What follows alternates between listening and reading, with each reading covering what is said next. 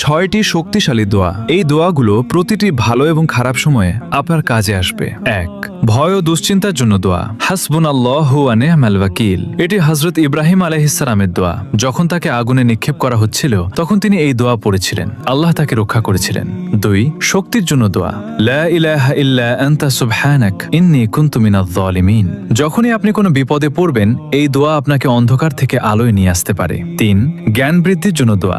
রব্বি জিদনি ইলমা। 4. যে কোনো কিছু পাওয়ার দোয়া। রব্বি ইন্নী লিমা আনজালতা ইলাইয়া মিন খায়রিন ফাকির। এটি হযরত মুসা আলাইহিস সালামের দোয়া। যখন তিনি একা ও বিপদে ছিলেন তখন এই দোয়া করেছিলেন, আল্লাহ তার জন্য পথ খুলে দিয়েছিলেন। 5. বরকত ও রিজিকের জন্য দোয়া। আল্লাহুম্মা বারিক লানা। 6. মনের কষ্ট দূরের দোয়া। আল্লাহুম্মা ইন্নী আউযু বিকা মিনাল হাম্মি ওয়াল হাযান। এটি হযরত মুহাম্মদ সাল্লাল্লাহু আলাইহি ওয়াসাল্লামের দোয়া। তিনি কঠিন সময়ে এই দোয়া পড়তেন, এটি মনে প্রশান্তি এনে দেয়। সবাই কমেন্টে আলহামদুলিল্লাহ